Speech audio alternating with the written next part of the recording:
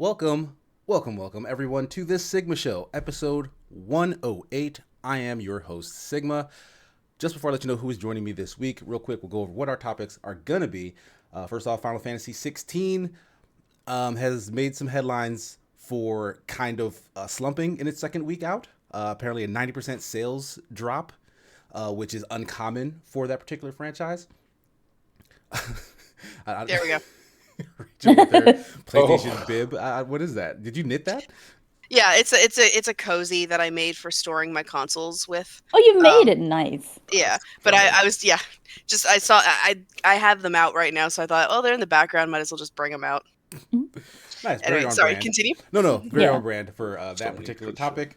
And our second topic here, the FTC versus Microsoft trial did conclude while we were away. There is no ruling on this situation yet, but a lot more information did come out. Rachel with the Xbox One now. That's so on brand. So Nintendo one. Oh, well, funny because there was a Nintendo story that I left off of this because I thought we would run for too long, and it was about the CEO salaries coming out. Oh, we can talk about that too. Yeah, so like it might come up. So Rachel. Always prepared, which is why I love having her on the show.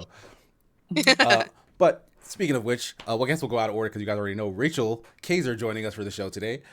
Hi, everyone. I'm a little kooky this morning. As well as the other Frost. Yep. I haven't taken my Claritin, so I'm nice and sober. Yep. And Honey Money. Hello. I have taken my Claritin, which is not Claritin. It's a prescription. Okay, I'm allergic to everything in life. Did you just tell us you're taking drugs on the street? I mean, I am taking drugs too, but not that kind of drugs. Not the illegal kind. You don't test your guests before they show up on here. That's why I haven't done anything. It's like, Casey might need me. Put it down. To be fair, I wouldn't be the kind of host who would need drug tests from my guests. Yeah, you couldn't find guests if you did. Not in this industry. As long as you show up reasonably, as long as you show up clothed, I think we're okay. Yeah. Here, I've got a story for that as well. Oh, she has a PC one as well. There we go. Oh. I didn't want PC to feel left out, so here we go. PC as well. Nice. Funny. All the kids are accounted for. Indeed. So speaking of all the platforms, why don't we start, as we usually do, with what we've been playing, what we've been watching, things that have caught your fancy in the last week or so. Like, I know we didn't have a show last week. I apologize. I was on a road trip. Sorry. You know what? I'll start because I guess I'll update you guys on why we didn't have a show last week. I was on a road trip. I hate using this term, but I was essentially delivering my son to his mother. We did a handoff. So he'll be with her over the course of this summer, and then for the next 4 school years or so. So like he's not going to be primarily living with me anymore. It's a big change for everyone involved. It kind of sucks, but it's also kind of necessary. But he will be visiting on his school breaks like he was doing before for his mom. Like spring break, he'll be here. Winter break, he'll be here. Like major holidays. And then the following summer, not this summer, he'll be back here for like the entire summer. So like up until he moves back here after I think he's done with middle school. Like he'll be like a full-on teenager. He'll be starting high school wherever the hell I'm at. If I move from this area and go elsewhere, like that's where he'll be with me. Right. So that's the situation now. So if anyone who didn't already know that is hearing it for the first time here, there you go. But it'll be fun. I'm not saying it'll be fun, but at least you did a road trip with him, though. Yeah, that was fun. Like we were in Cleveland. Yeah. Like we like halfway from like Chicago and Jersey we picked Ohio, so we were in downtown Cleveland for a day. We saw the Rock and Roll Hall of Fame. We didn't go in. We didn't have enough time for that, but we took pictures out front. It was cool. I went to a bunch of cool restaurants. One of them was not good at all. Just bad food in there. Oh, cat. Oh my god. Get off, oh my please. God. Get off, please. Rachel's cat is having a moment. Yeah, he's been having a moment all morning. So hang on one second. Get off. No problem. A couple folks in the chat asking some questions. It is set. Playing Smash. Smash. It's Smash Bro. Yeah. That's later. Super Smash Sunday. Later it's your title. Yeah, it's a new title. Oh, Sitting okay. here thinking, Oh, yeah. someone was being coy. Got it. They came in with their controllers that said yes, no, okay. Sorry, that is later in the day though. Over on the Open Party channel, we will be playing Smash, 2:30 p.m. Eastern Standard Time to 5:30 p.m. Eastern Standard Time. But right now, we talking video games. Let me fix that for you. Yeah, outside of the actual trip that we took though, I've been watching a lot of stuff. Like I have not had a ton of projects on my plate at the start of this month, so I've had a lot of free time to actually play stuff. But funnily enough, I've only been playing Street Fighter 6. Oh, Yeah. You a god now? Yes, no? No, not at all. But I am markedly better than I was before, and that's what I kind of love about this genre is that you feel the shonen in you, right? It's like, oh, I need to be yeah. stronger than I was yesterday. And like you feel it in just like the way you react to stuff. Like I would get this is a true story. I was fighting a dude who's playing JP who's like that big wizard. He's like a new guy, he's like the new big bad. He's like a wizardy dude, right? Old man wizard. And he is a menace. Like he has tons and tons of magical zoning tech, right? Like he can hit you from halfway across the stage and he'll keep you there. Like he will catch you in chains that don't allow you to do anything from the other side of the screen, and it's infuriating. But I fought someone who was demolishing me over and over and over again, and I would keep hitting the retry button, and he would keep hitting the retry button as well. Like, all right, if you want this abuse, I'm here to give it to you. Until the point where like I was slowly unlocking his mannerisms, his like just the character, not just the player, but the character strategy in general, to the point where at the time I was using Marissa. Like my main is Kimberly, who's like the graffiti ninja, but Marissa's like the big, strong Greek woman. And it was really hard for me to close that gap because she's so big, but I learned Marissa tech that allowed me to do that, and all of a sudden it was a wrap. Like as soon as I could get out of his traps from the other side of the screen and like close that distance, then I ran the show. And so I was able to beat him, not every single time, but consistently. Like it was more back and forth. And that's all I needed. No, he didn't run. Took off as soon as you beat him. to be fair. That's a good mentor. Did you add him? It was great. Like that's exactly the sort of thing I need. Someone who is that good or effective with the character they have and gives me the time to learn what I'm doing wrong. And by the time that was done, I had rematched that dude like 49 times. Hell yeah. what? Oh, Did you add him? I can find him. It's like 49 times and you're not even like inviting him to your wedding, bro. A new feature that I learned is apparently Street Fighter like records all of your fights, or at least that's been a thing for a while. Oh, has it? I did not know. Yeah. Because like there was close to like 15, 20 just of my most recent matches recorded, and I could just go back and rewatch them to like study what I was doing, what the other person was doing, and that's super useful if you're really trying to get better at the game.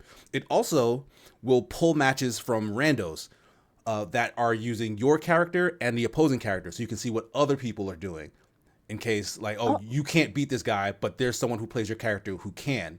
Watch what they're doing and learn how to get around them. Like that's so good.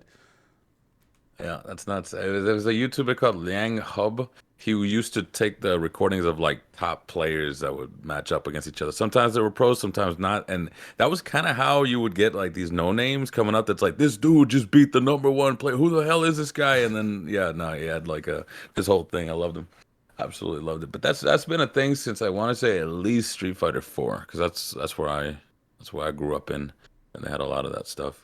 Shows your inputs, shows what they're doing. Yeah, it sounds like they're promoting it more, which is like well, that's fun. The thing. Like I didn't hear anything about it. I kind of was just roaming the menus and saw that it had a thing that said recording. So like, nothing in the tutorials, nothing in the promo stuff. Like I full on missed it during my review of the game. Like I did not know it was a feature. Yeah, but like it's weird. Even cool. Fortnite tells you like we're recording.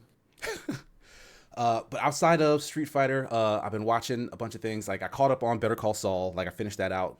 Great series. Not too much more to say about that because I'm super late to that party.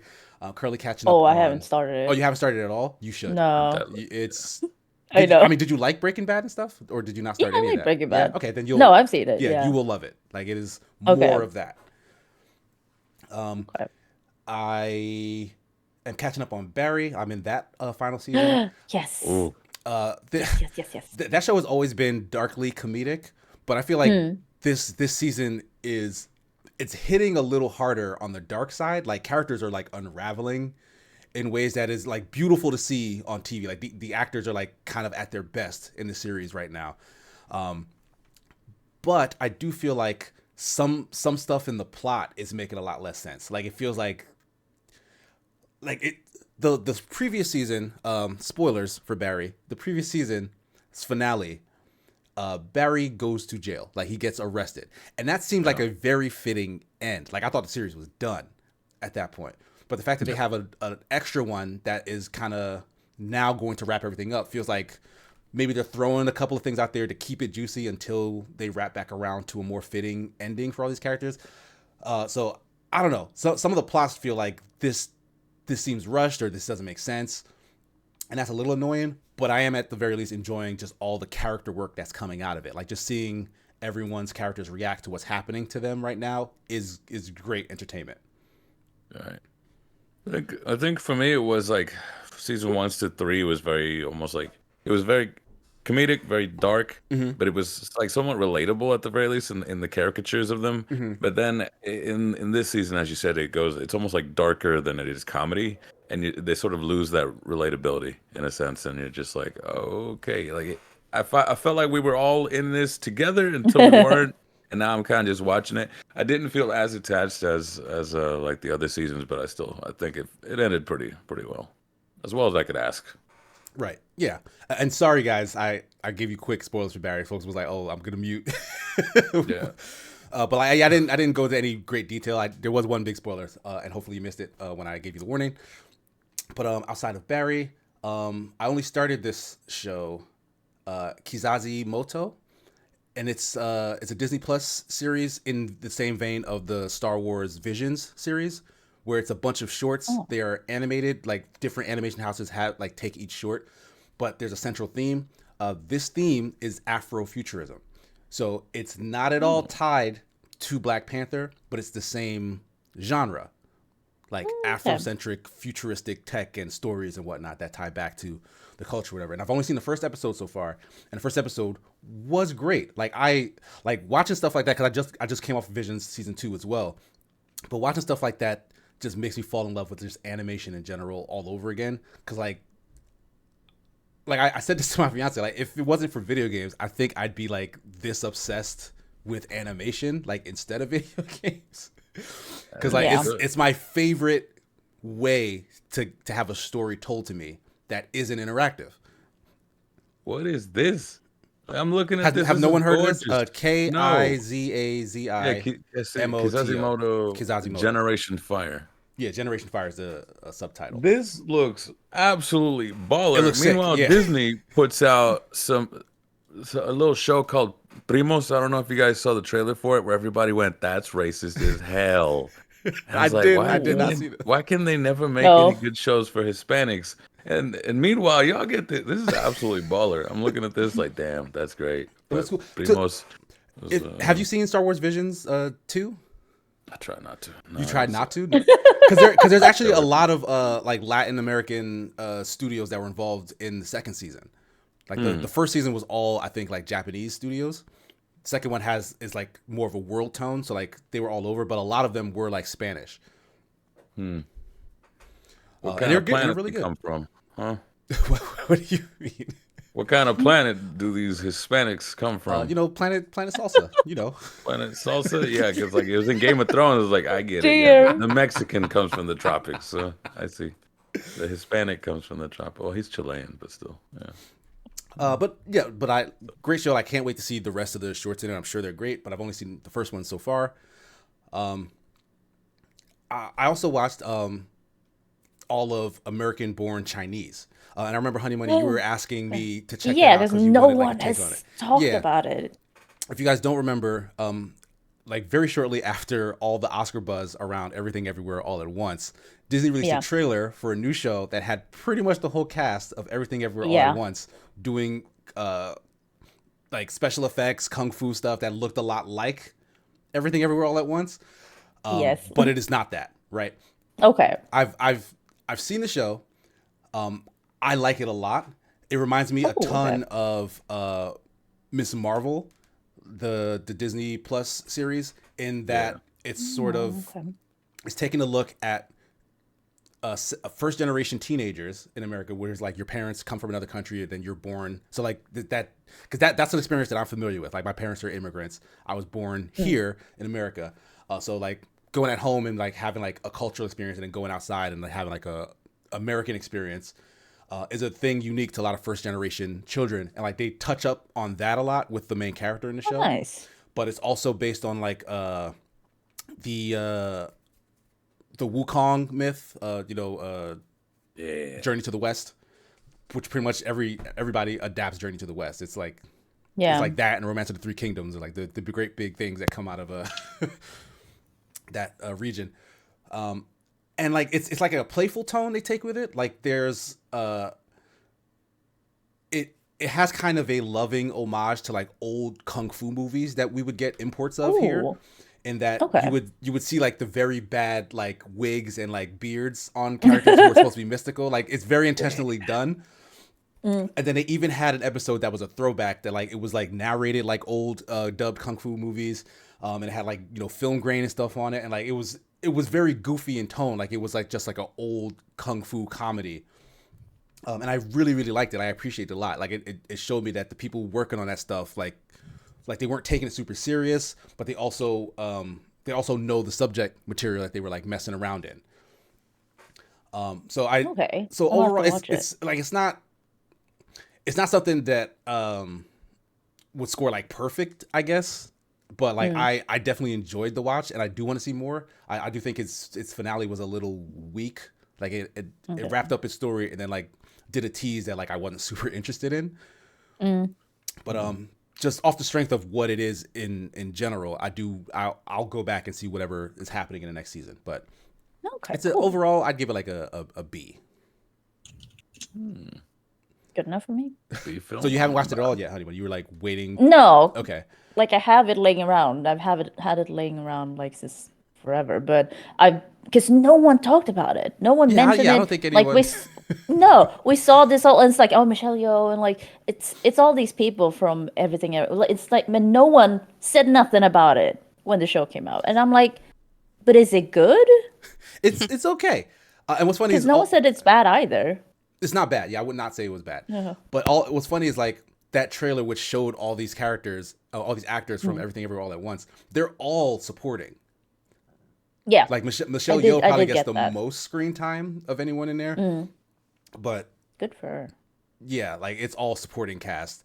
Like Ki Hugh Kwan does not interact with anyone else in the cast. Like he plays a character who gets shown, but he has an entirely different like seed storyline Oh. alongside the whole series. So like so I mean, I don't know. I would have liked them to have more to do with it, but clearly I honestly feel like they were like pulled in late to fluff out maybe some of the show because of how popular or how Everything Everywhere All at Once was tracking. They were like, hey, let's get these people in here so that we can throw them in a trailer to get people to watch this show. I don't know. I was worried when I saw the trailer because I was like, are you just. Because it felt so. Oh, here you have these Oscar actors. And they're also doing this. You should watch this. And I was like, oh, so they're just. Because to be honest, I wanted them to not have that much to do with it. I wanted them to be supporting characters. But I was also worried that it would be too much of them because they're just like, we'll just get the same cast together and just do something goofy yeah, again. yeah, and it's I'm like, definitely not that. It's Okay, well, it's a that's clear good. misdirection to get you to tune in, and they're there, but they're not the focus at all. But the stuff that they do, like they are phenomenal actors in general. So like they are. the bits that they get, they eat the whole way through. yeah. Well, that's great to hear. I think that's about it for me. So anyone who wants to jump in, feel free. I'll just say that I mean, if regarding everyone everywhere all at once, I'm glad that James Hong is finally getting the recognition that I think he deserves. Because I mean, that man's been in the business for so long. He's been on Perry Mason like my old like TV Uh-huh. obsessions. Like he was in an episode of Perry Mason. By the way, I'm glad Perry Mason, for its time, actually cast Chinese American, and Japanese American actors as Chinese American and Japanese American characters. So it was surprisingly progressive for that at the time. But there's a lot of amazing actors who appeared on Perry Mason, but most of them unfortunately are no longer with us. So I'm just happy that, I mean, it took way too long, but I'm happy that James Hong is finally getting the recognition that he deserves. Nice. Finally, fake fan. He was in Balls of Fury. He's the dad in Kung Fu Panda. Like, Poe, you forgot your noodles. I love him. I love that man. I love that man with a passion. Well, keep in mind, finally is relative. Like, he wasn't getting the recognition he deserved in the 60s when he was on Perry Mason. That might just be a Perry Mason thing. I mean, even his speech at the Oscars was like, they told us we couldn't do this, like Asian actors, that we couldn't do it. So even he considered finally being recognized, I think. So Yeah, I do feel like he get you there. needed this, and Yeah. he deserves it. Yeah, Being and recognized in like the thing that you want versus the thing that everybody else recognizes you in. Yeah. I can feel that. I mean, I haven't really been playing or doing very much different since the last time we talked. Same games, same stuff I've been watching. I actually saw Across the Spider-Verse a second time because I took my brother to go see it. Nice. So to avoid retreading old ground, I was going to tell you something that you guys will probably appreciate. So you guys know Danganronpa, right? Yes. Okay. So, well, at least one of you does. So my husband has been, for the last a little while, running his own Danganronpa game with a bunch of his friends, and where they play Ultimates, and he's basically Monokuma. And for the record, he has actually done his Monokuma voice for the actual Monokuma voice actor, which was very cute. I got to be there for that. Oh, wow. So I can tell you this because I don't think the players are likely to find out about this via you. So I think there's enough degrees of separation here. But Worldwide, what? I will say that I get to be the one to plan the murders this time. Ooh. I'm Nice. actually, he has never allowed me to be a player in this because I figure out, I've read all the stories. I can figure the mysteries out pretty quickly, which is kind of not what you're supposed to do with Danganronpa. Yeah. And so he's basically recruited me to be the murder planner, the murder architect this time. So we're having fun doing that together.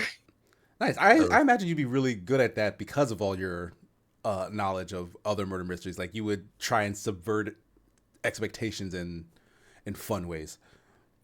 Yeah, I mean, the thing with like planning these things is like it's got to start out okay, like who's the victim and who's the murderer, or the blackened in this case.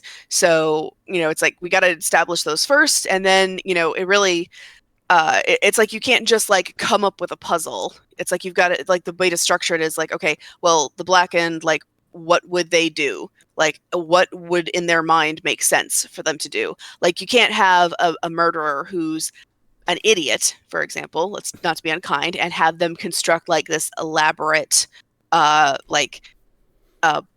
Rube Goldberg style machine that will eventually end in murder.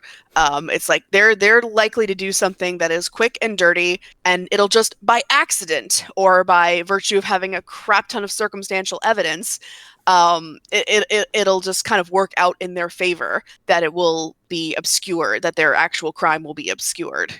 That's Glass Onion to a T.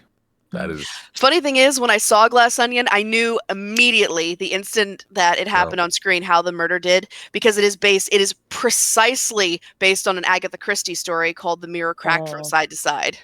Dang. To me, That's what I mean when I say I'm not allowed like, to participate in the. to me, having no experience, but just like, I guess just watching it, and I was like, it was right there. And even people go, if you rewind, you'll see when. I was like, yeah, because it was right there the whole time. And at the end, he's just going, "You're an idiot. You're an idiot who got lucky." I was like, yeah, the movie's bad. I loved it for that. I know we've had this discussion before, but I really loved it for that, for like kind of throwing it in your face, making you question it, and then going back to the beginning. It's like, no, it was this. You're an idiot. To me, Well, if by the if can I yeah, tell go you? on. Sorry, go ahead, Frost. I was thinking, just to me, if by the end of it, one of your characters is like, "This is stupid," I'm like, you're throwing that out as to sort of like shield yourself. It's like, look, even the character knows it's a little dumb. It's like, yeah, that doesn't make it better. Well, I can tell you that there is one detail. I think I can like make Glass Onion a little bit better for you. By there is one detail that you will only notice if you how do I put this? If you have a little bit of cultural knowledge, that it kind of And like among cultures. it kind of like enhances just how stupid the stupid character is. You know how anybody who doesn't want spoilers for Glass Onion, mute now, and I'll wave at you when I'm done. Um, so you know the Mona Lisa being in it, Right. Mona Lisa burning at the end. Yeah, that's Yeah. not the Mona Lisa. The Mona Lisa is painted on wood. That's a canvas that burns. They gave him a fake Mona Lisa. He's like, oh, he rented it from the Louvre. Motherfucker, they gave you a phony. you complete tosser. They gave you a fake. So yeah, that one. What? What? It was just, oh my god. Yeah. I think maybe it's just because it was a little too on the nose for the times, right? I'm like, yeah, I have Twitter too, you know. Yeah. Like, I see what Elon's doing and all these other. Oh my But that wasn't intentional. Like they didn't make it after that. Like it was literally happening at the same time. yeah. So like, No, it happened like after the acquisition, but again, he had been building up this whole like, eat the like. It's just strange. Like right around the same time, we got this string of eat the rich type things. Where like, look, these bastards are annoying. It's like, yeah, I knew that. I could do with less of. I could do with less of them because even after he gets his comeuppance, he's fine. It's like those weird YouTube videos where it's like the downfall of Ninja. Oh no, he only makes 100,000 a month now instead of 1 million. Poor guy. But yeah, so that's basically what I've been doing with my time, and for the is that I am now a murder architect. Murder architect. you can put that on your resume. Yeah. I probably like should. People are saying in chat. But reason I bring that up is because also Honey Money and Frost don't know this. Casey does. I'm sorry. That sounded like I was copying chat. I just gotta say I bring this up Casey. just because Casey knows this. I don't think you guys know this, but today is actually my husband's and I's first wedding anniversary. Oh, Yeah, yeah, happy congrats. anniversary. So thank Yeah, you. happy The anniversary. couple who creates fake murders together hopefully stays together. I was Yeah. thinking And that. never Like, goes to it's jail. like a nice Okay, yeah. relationship activity. There's a there's a like a post on Tumblr or something where it's there's like a writing prompt where people get matched up based on their internet search history. It's like, you're a serial killer, you get matched up with a writer. And there's like the people in the notes spun this whole story about like a serial killer and a writer like teaming up, like the serial killer testing out the writer's ideas and perfecting them and like giving them feedback, and eventually like the writer getting their book published and like a local detective being like, this is awfully similar to some active murder cases right now, and like staking out the writer's house, but the writer doesn't go anywhere because they're not the one actually doing the crime. So I'm like, I want to read this book now. Darn it. That's actually very compelling. I'm surprised is that not a thing already? I mean, Nick says that's called Castle. So That's that not it? Castle. Well, no, Castle helps a cop or something. Yeah. Yeah. I mean, Castle is a writer. Yeah, it's a writer, and then. But helping I'm pretty detectives. sure Kate's not a serial killer. No. Well, she's I've not seen the not. show, so I can't confirm. I've seen it. I mean, It was a while ago. I didn't watch all of Castle, so maybe I missed something. I watched all of it. I've It's forgotten a most big of it. twist. It was good, but yeah, there's been at least 2 murders I can remember lately where it's women specifically that's been writing about they killed their partners and they made books out of it. And one was a children's book where like, oh, the kids lost their dad and this is how children can grieve. And it's like, Jeez. no, and she's the one who murdered him, so. But that was like a fictional story, or that was like Or that really No, happened? Was that like a no, podcast story? no. That's what it's happened. And there was another woman who wrote an actual story, I think, about yeah, and she murdered her husband and then wrote about it, but What she is sold it? it as a book. What is it with murderers and books? If I did it, like what? Because there's an audience that wants to read that. Like that is such a That's hot like literary genre is the murder mystery Yeah. and the true crime. So if you Don't I have know it? right. Yeah, same. So if you have a story does. that can be sold, they're gonna put it on a book.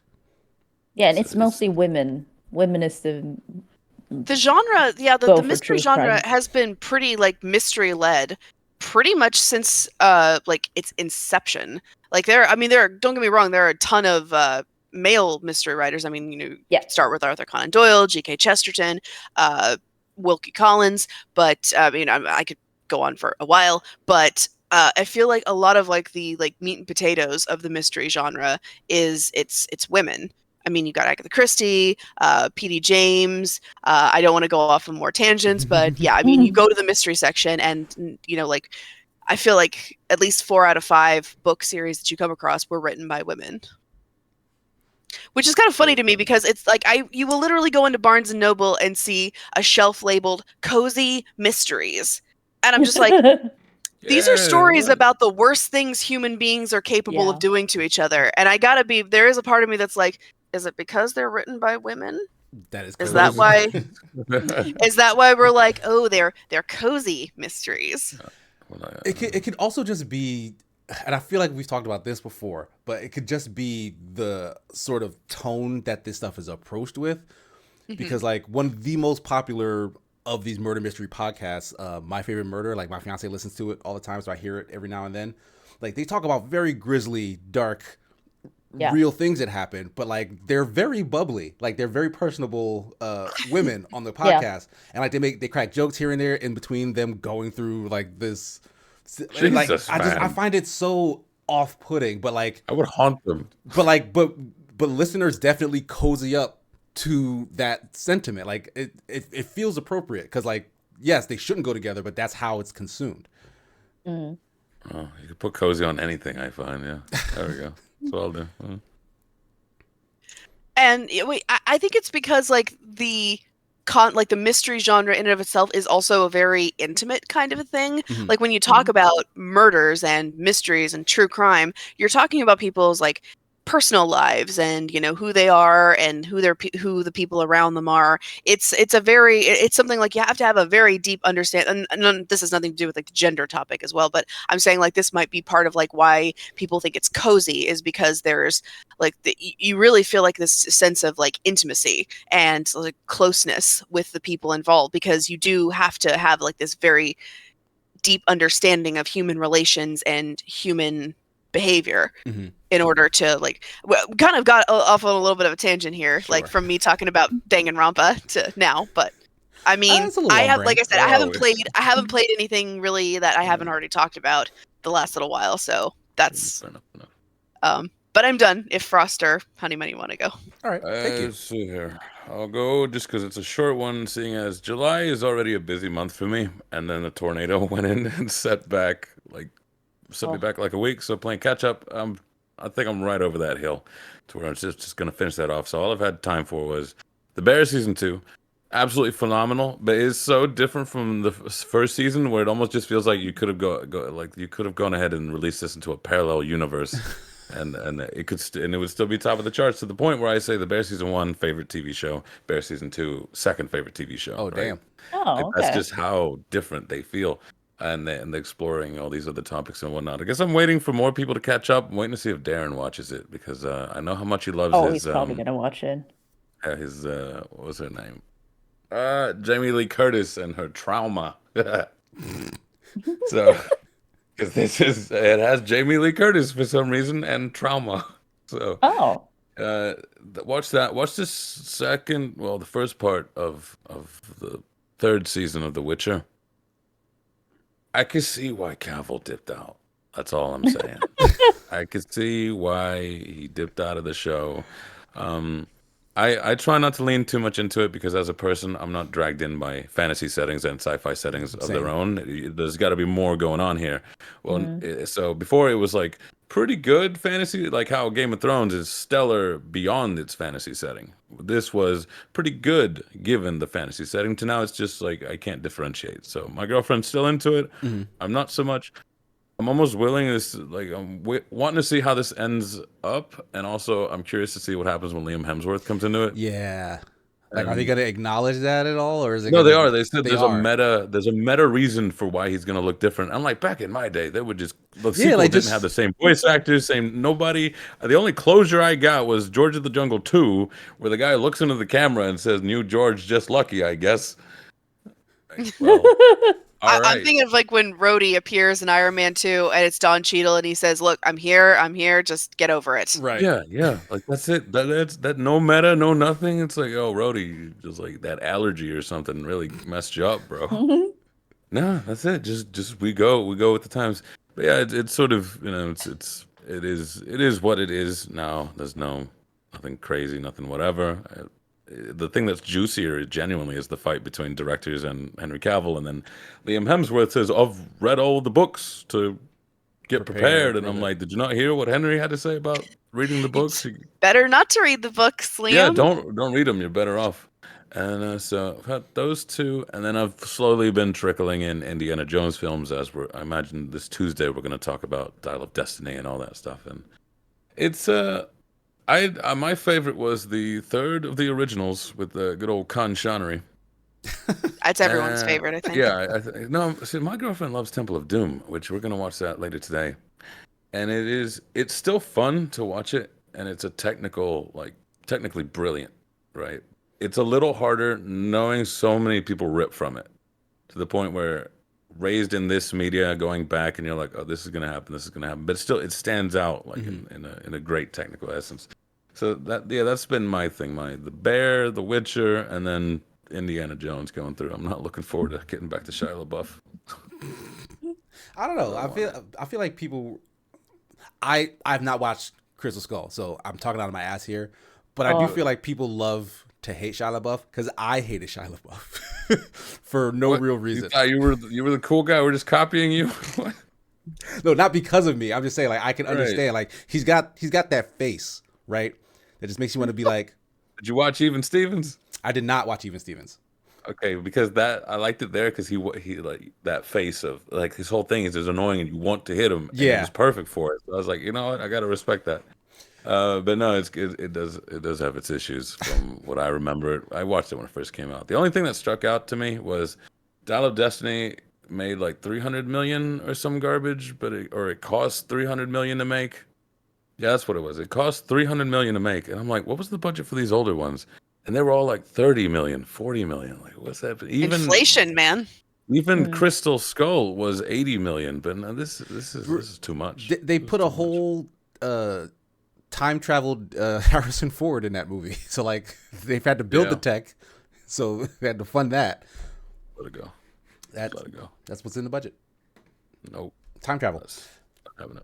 I think I will say part of my problem with Crystal Skull, I mean, leaving Shia LaBeouf aside, part of the problem I had with it is that it didn't go far enough into its sci-fi adventure pastiche. Like the other ones, like they're full on like adventure, like 30s adventure genre pastiches. That's what Mhm. Indiana Jones, the original trilogy, is.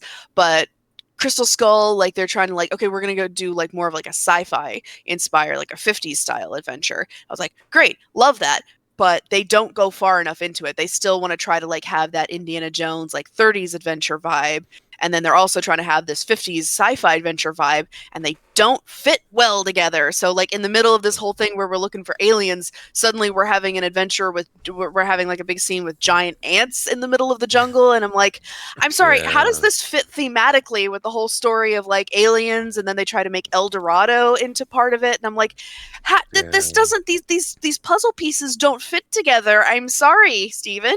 I think it's because you back when it first came out, there were things to draw from for this pastiche of yours, but now what to draw? And as we go further on, and nothing tries to touch Indiana Jones or even really get into that genre, there's nothing. So it's like, God, what's happening? Politics again? Yeah, the Nazis thing, but we've done that enough. I mean, We'll see. yeah, We'll see how it the goes. stuff they would draw from would be them because everyone has just drawn Yep. from them, right? Exactly. Yeah, like they can't they can't do a take on anything other than themselves, so because everyone's done that. Unfortunate, but yeah. Oh, in games, finished Borderlands 1 and 2. Already done 3. Started Tiny Tina. Kind of liking the new setting, the new vibe on that. It's all right, but oh god, I almost blotted out of my. That's right. The thing that stopped me from playing was I was watching The Idol with The Weeknd. Yeah. Oh, That's some hot Why? garbage. Oh. That is probably the worst thing I've Oh. seen this year. Could be the decade. I'm still wondering if I should watch it because it's so bad. Do it. It's so bad. It's so shite. And then go watch his music videos and be like, what happened? Like You I want to see some, like I you love wanna the see I some love good the weekend. stuff? Yeah, I love the Yeah, weekend. I do too. Yeah. That's why I was like, how bad could it be? But I was like, I don't know if it was you or Sam Levinson, but this was done. And then one of you, it was The Weeknd, who said this focused too much on the female perspective. And then they redid it all. I was like, this is some garbage, bro. And you're weird looking. What's with this rat tail of yours? Like, what's happening? No, The Idol probably will go down as like the worst thing that I've watched in a long time.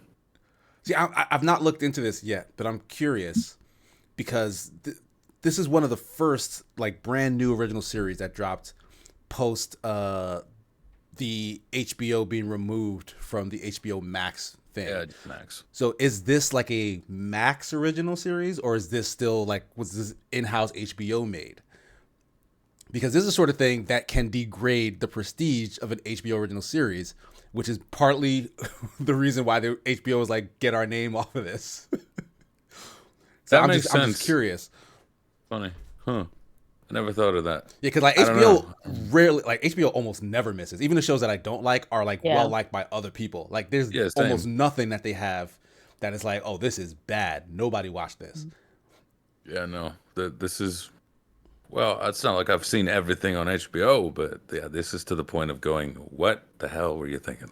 Like, who authorized Yeah. this?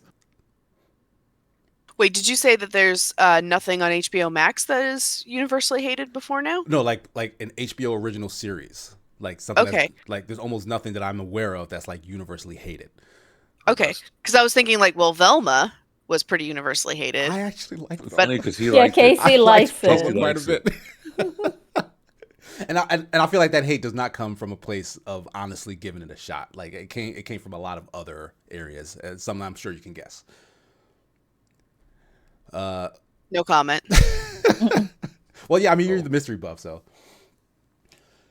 Also, you were a Scooby Doo fan, and that's also I think part of it. Like, yeah, that show was not made for Scooby Doo fans. It was kind of made to make fun of them, and I get that. I'll be the judge of that once I get through. But I never Scooby-Doo liked again. Scooby Doo, so weirdly, I kind of really like Velma. That makes sense then.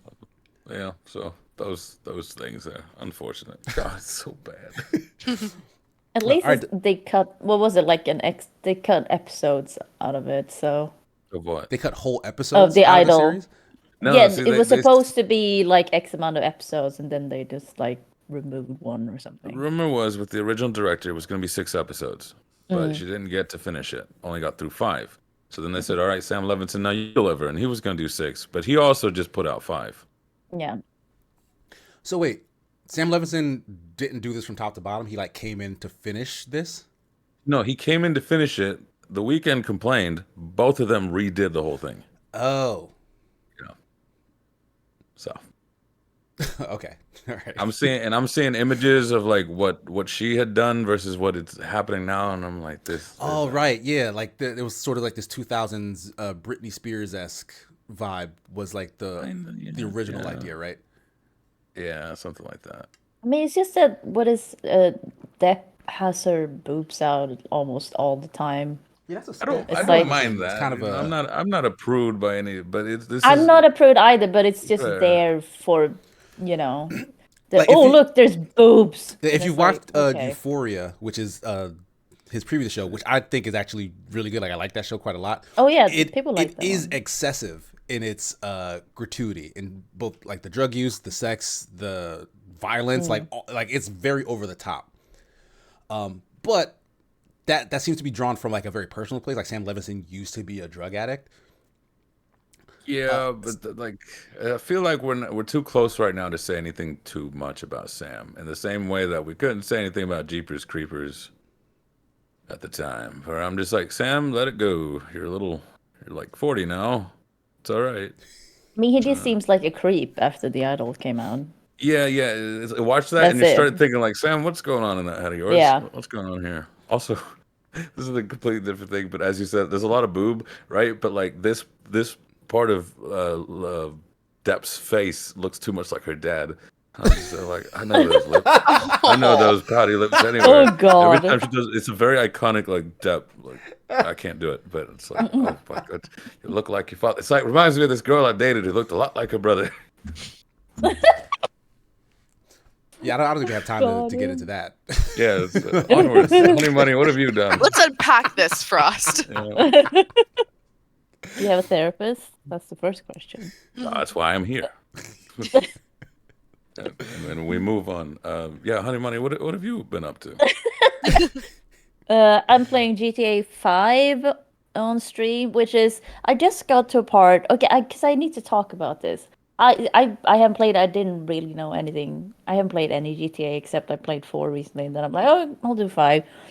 There's a torture scene in 5 where I'm just like, I know this was 10 years ago, but who thought this should stay in this game?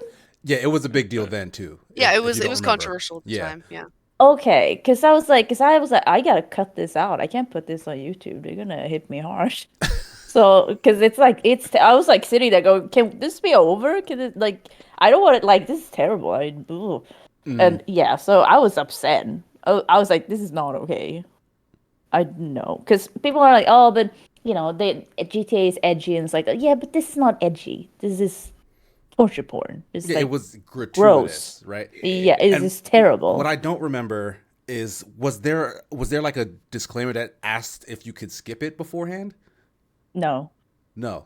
Okay. No.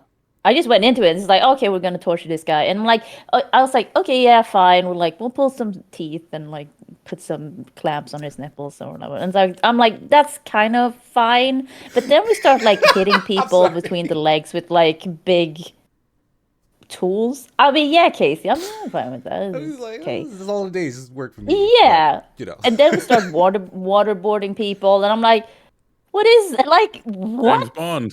There's my limit. I was like, no. No water. It's like you have to do it. You can't skip it. You have to do it. And it's like, ugh. So I eventually just like, oh, you just because you're trying to torture him to get him to tell you which guy it is you're trying to like kill or assassinate. So I was like, yeah, this guy seems right. So I just like, I want to end this. So I just picked a guy and just like, yeah, it's probably right. We'll see. Because I wanted it to be over because it was terrible. It was actually terrible. yeah, But an argument could be made that that's what they were going for. They wanted you to feel terrible about it because it is a terrible thing, right? And that's kind of a unique power that video games have, is that it can put you in a driver's seat and make you participate in like unsavory things, so that it's driven home like how bad that thing is. But remember when Call of Duty did the airport no Russian mission? You can't guilt me, boy. I had a blast. Those are Well, pixels. but at the very least, they tell you that something graphic is about to happen, and they do give you the option to like not do it, though it's before it happens. So it's like I can't as a gamer, like there's no situation where I'm like, oh, you're gonna tell me you're not gonna show me something. Well, I got to see what it is.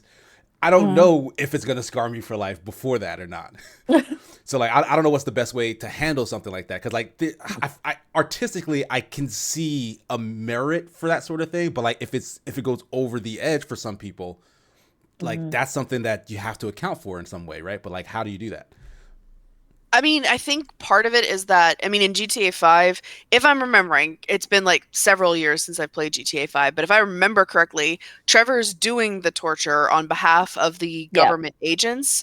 Yeah. And so the scene is, I think, meant to accomplish the goal of like making them look monstrously incompetent, and so that you have an excuse to like be against them, because I mean, I think after it's over, Trevor even says that was useless. We could have accomplished the same thing by just asking him. Like, there's no point. Like, torture does not get you any new information. And granted, he's Trevor, so he's not doing it. He's not saying it like, oh, that was horrible, I don't want to have been a part of it. He's just like, well, that got us nowhere.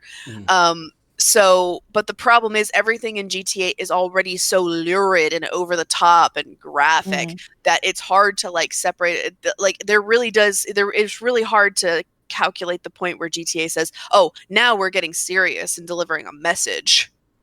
And I think it was the part afterwards, because it was just like, oh, and then you just send him on his way, and it's like, we just did this horrible thing. I had to click several times to waterboard someone, and I'm just like sitting here going, what was that? And they're like, yeah, we're done. I'm like, it wasn't treated in like, it didn't really convey anything. Like, if they're trying to do like a message about it, because I already disliked the fucking, what is it, FIB douches, because they're just terrible to start. Like, I didn't like them. I didn't need anything more. And also, since I'm doing it, I don't really feel any worse towards them, because I'm the one doing it. It's just them saying, oh, you got to do it. But it's Trevor. We also know Trevor. Trevor would be like, no, I don't want to do this. He would just like go blasting out or something. So you are doing it on your own kind of free will, I feel. So it just didn't treat it in any serious way. It was just like very, oh, it's fast and you're torturing someone, it's terrible, and oh, now we're moving on. And I'm like it what wasn't was given the like point the of it? proper weight for like how graphic it was. Like, you scarred me for life, and then we just move on. We don't talk about it. Hold the triggers to waterboard. This is bad, by the way. Yeah. What happens if you mess up? It's like, no, you didn't waterboard him right. No, you Start can't. over. That's what, because I was just sitting there. Can I not do this? And it's like, no, you only have the prompt to do it. Like, you can't get out of it. I mean, So- Trevor doesn't strike me as a conscientious objector. No, but if Trevor doesn't want to do something, he won't do it. He won't do it. Yeah. Yeah, I feel like Yeah. he'd object off of like practical matters or something. It's like, I mean, Trevor's introduced by stomping a guy's head. That's how they introduce And that guy him. was And, like, protagonist of like the last game's DLC. Like that like kind of wrecked me. Well, I really liked that guy. Well, one thing I always remember, like, that's the scene I remember watching. I was like, oh yeah, that's right. Trevor was in the military. Make of that inference what you will. Trevor's the only one here who has military training. Again, make of that what you will. he's also And then- constantly high, though. And then he's in Better Call Saul. Listen, I'm just saying, I know a lot of veterans. That's all I'm saying.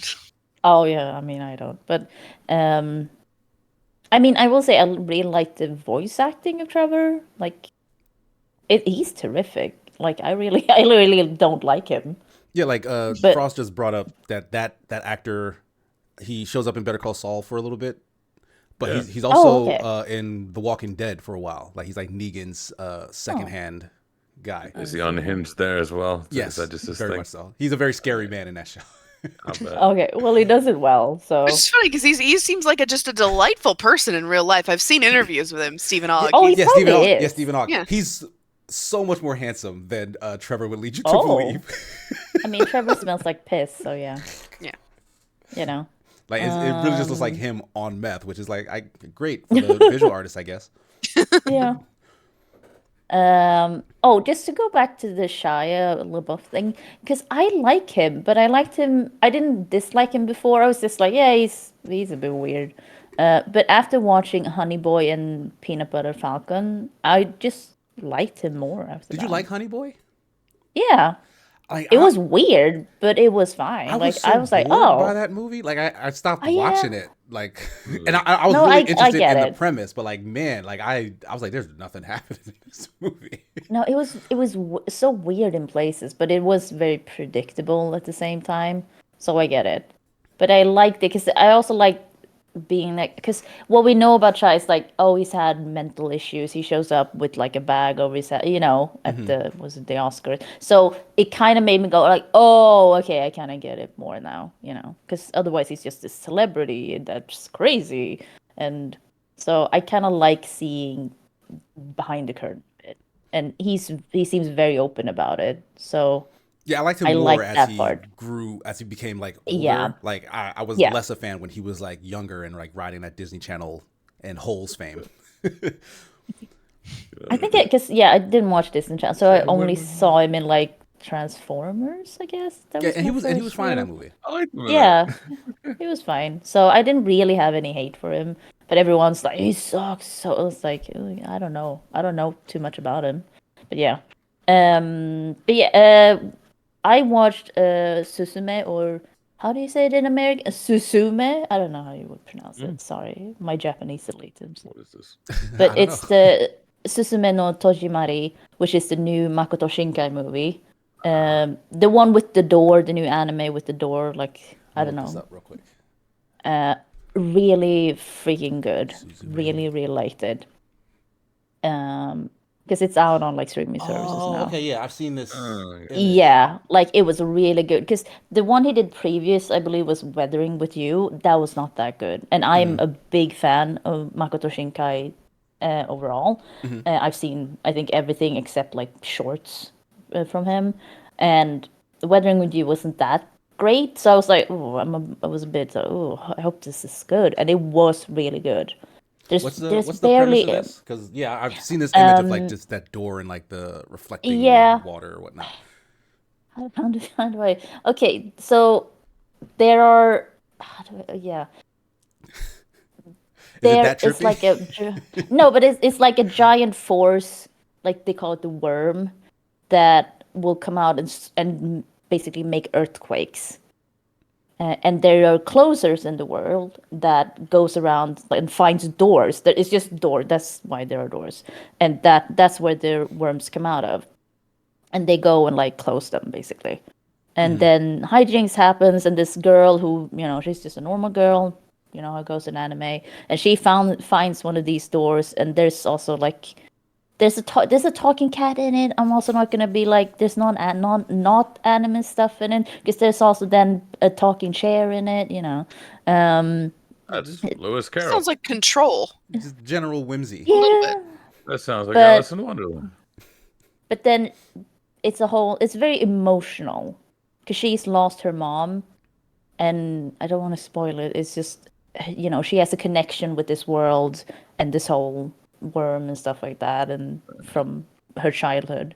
But yeah, so she just goes with this closer she meets to try and close all the doors and make sure that everything's safe, because otherwise it's just earthquakes and like millions of people will die, and all of that.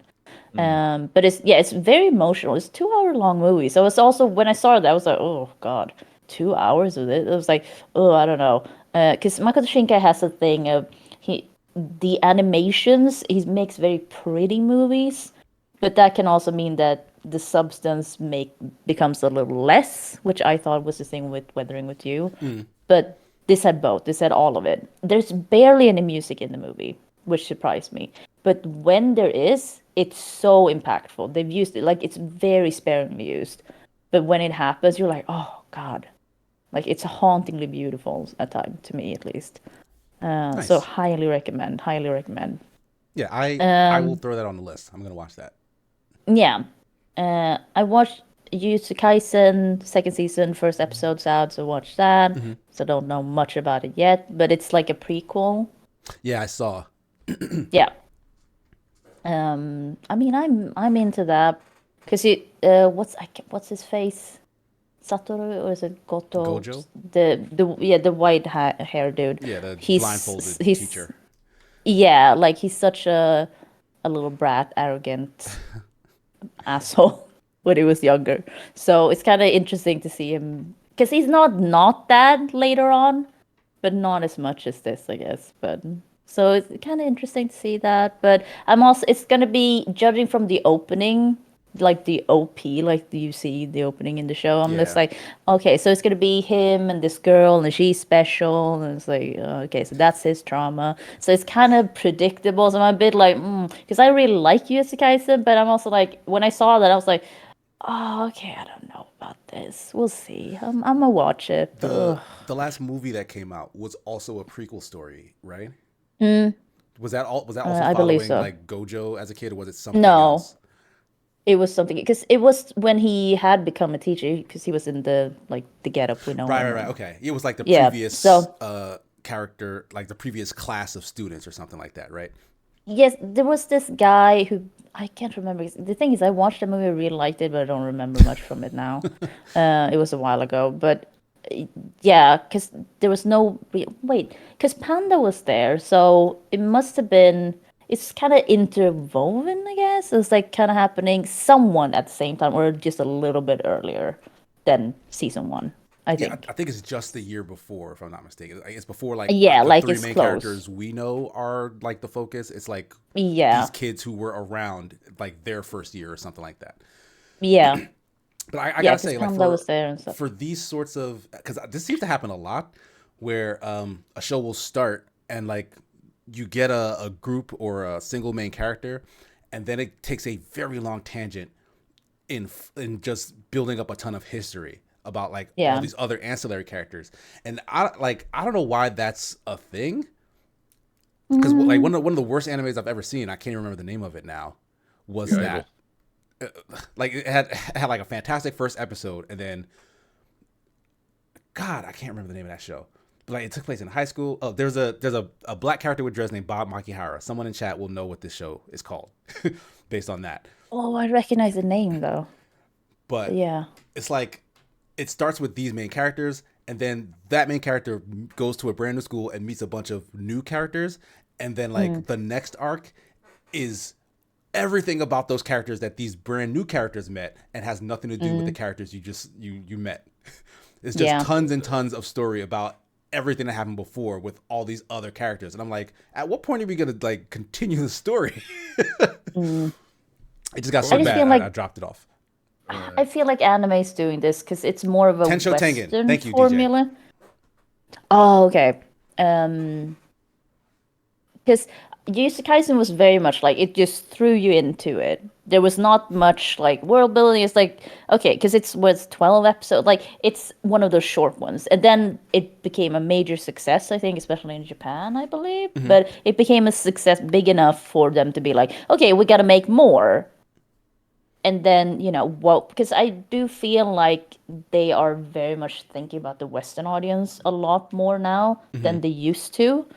So when you look at, because for me, having watched anime my whole life and like following the online, was I just see it. I'm like, okay, because they just pump out so much anime now. Yes.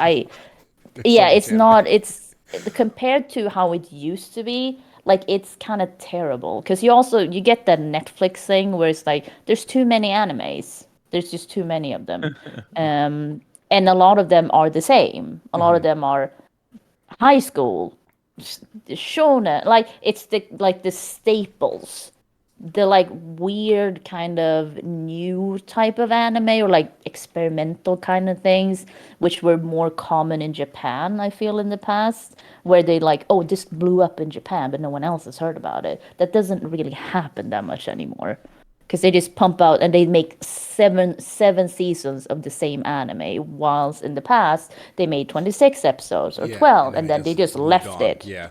Yeah, and they don't do that anymore because so they've just tried. It's more of a Western formula now, and I'm not into it. But at the same time, there are still good animes coming out. It's just like it's kind of difficult to tell what's good because you gotta just dip in and be like, "Is this good?" Watch the first episode and go like, "Yeah," and then there's like 26 other first episodes you can watch, and it's like, I don't have time for this. How will I know? So you have Yeah. to talk to people about. It's a You got to whole get like recommendations and yeah, and it's too much. It's just too much for me.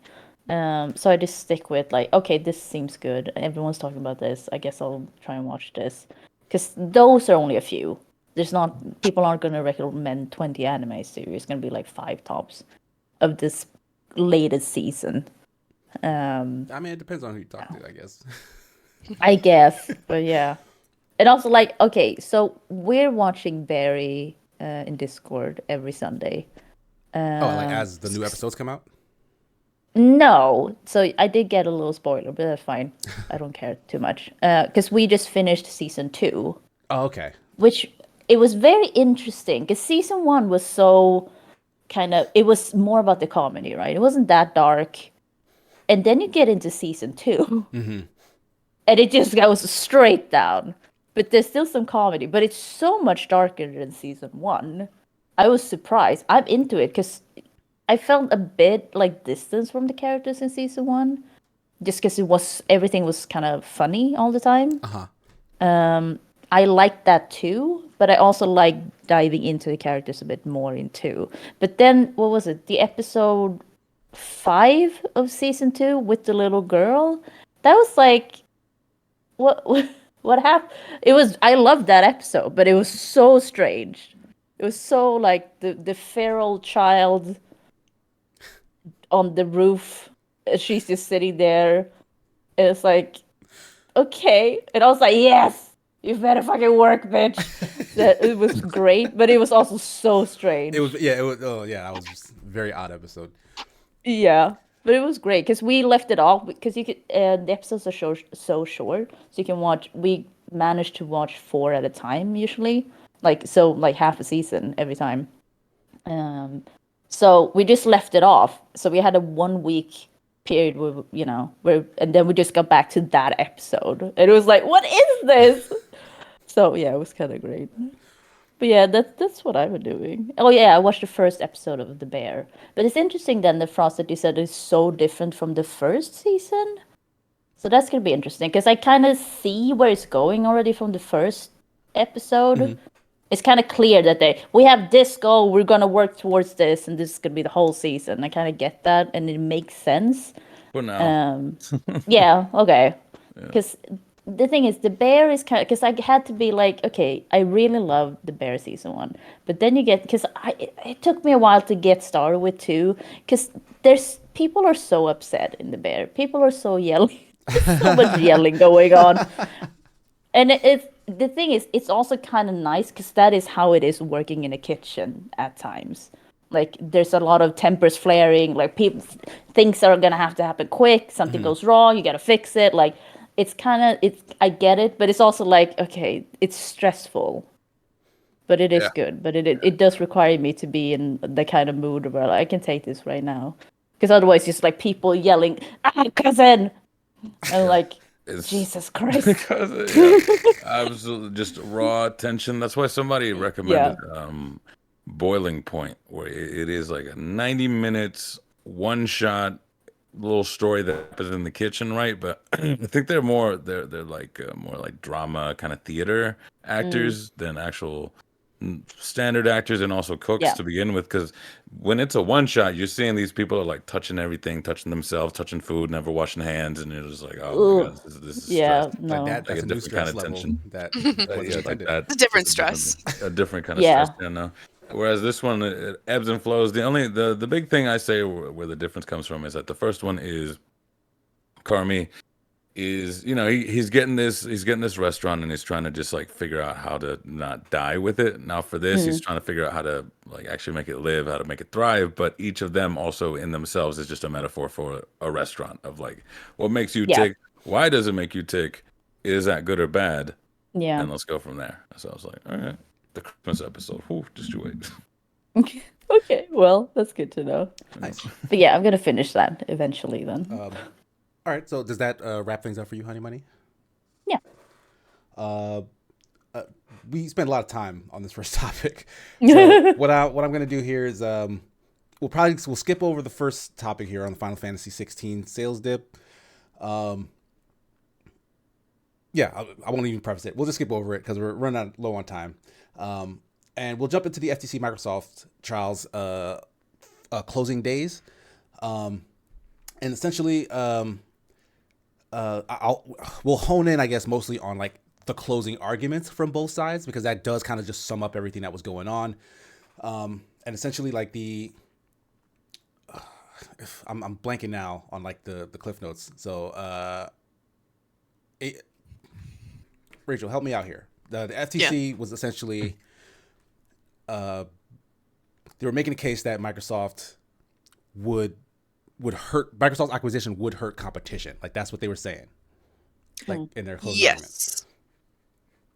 Yes. this was kind of this wasn't necessarily meant to be about that. But I was telling Frost and Honeymoney before we started, Microsoft kind of made this trial about this was supposed to be an injunction to temporarily halt the acquisition while the FTC investigated, and it basically turned into like a public discourse about the acquisition. Yeah, So because they originally were threatening to block it, right? Like this doesn't have to go to court, right? They can just say we Right. won't approve it, and then Microsoft will essentially be like, all right, well, we just won't. Like, 'cause since Well- other countries have approved it, they'll be like, all right, well, we can do this in other countries, but would they Well, not be it's able to do it in America?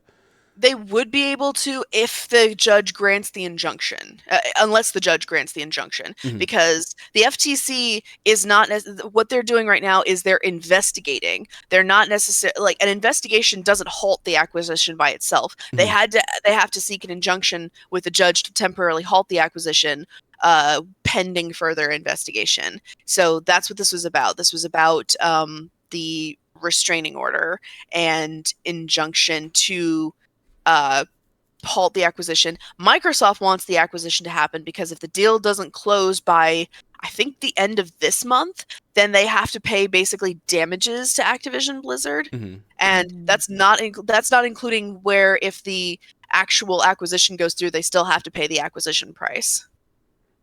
So they could be out a lot of money if the acquisition does not go through as planned. Right. And Yes. also, they have to, like, the deal itself has to essentially be done over again. Yeah. So to answer your question, that is the FTC. That is what the FTC is investigating. And keeping in mind, the FTC has not itself actually finished its investigation. It is investigating whether the Microsoft acquiring Activision Blizzard would be muscling out the competition unfairly. And Microsoft, of course, contends that that is actually it participating fairly in the competition because it's not doing anything its competitors aren't already doing. Its competitors being Sony And Nintendo. And Nintendo. There was a lot of actual discourse during the trial about like whether or not Nintendo is actually a competitor. And I'm like, what is this? Come on. Of course they're a competitor. Just because the form factor of their console is not the same doesn't mean that they're not competing over the same IP and the same audience. Right. It's just that particular tidbit would hurt the FTC because Nintendo does not have Call of Duty. And like that was also a reoccurring theme as the like if Microsoft were to go through with this, then they would have control of Call of Duty and they might withhold it from PlayStation platforms or degrade it on PlayStation platforms, and that would be detrimental to PlayStation's business, whereas Nintendo does not care at all about that and they are thriving in the business. So like it kind of renders the point that they were trying to make, or that linchpin of their point kind of renders that moot. Yeah. By the way, I just want to say, Judge Jacqueline Scott Corley, she is my hero. Like, I mean, like she and Judge Yvonne Rogers, who is the one who litigated the Epic versus Apple case. I love them because they are cutting right through the nonsense on both sides. Like, I encourage everyone, like, don't side with either the federal government or the major corporation. Like, there's no good guy here, really. Yeah, I mean, that's a pretty rock and hard place situation. Yeah.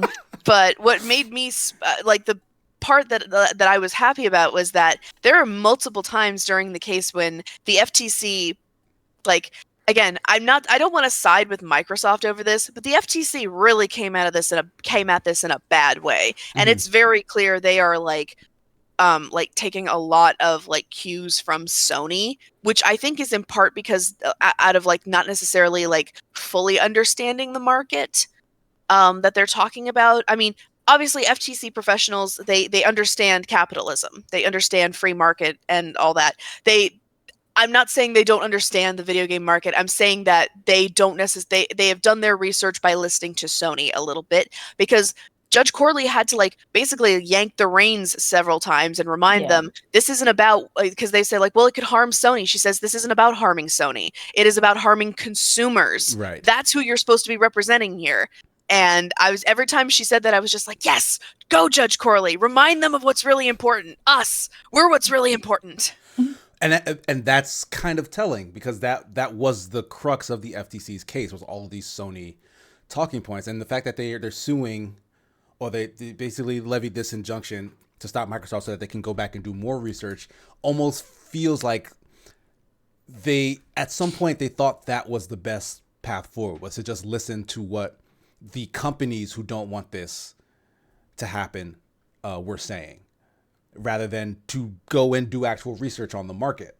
Because like they legitimately just didn't seem to understand certain things. There was a section that came up, I believe, about like the PC market, and how like they were asking questions about like how xCloud, I guess, functions, or something like that. And it's like, well, no, like any, Linux based PC could like run the thing. Like, it doesn't have to have like, Windows installed. Like, you don't need a license from Microsoft to, like, I don't know. It was just a lot of stuff that was assumed that just wasn't true. And like, as it was said out loud by the FTC, folks would just kind of plain face say like, no, that's wrong. Yeah. And like that just kept happening over the course of the trial. So it's like, why didn't the FTC, who has professionals who are supposed to be looking into this and who seem to have a vested interest in slowing it down, why didn't they know these things?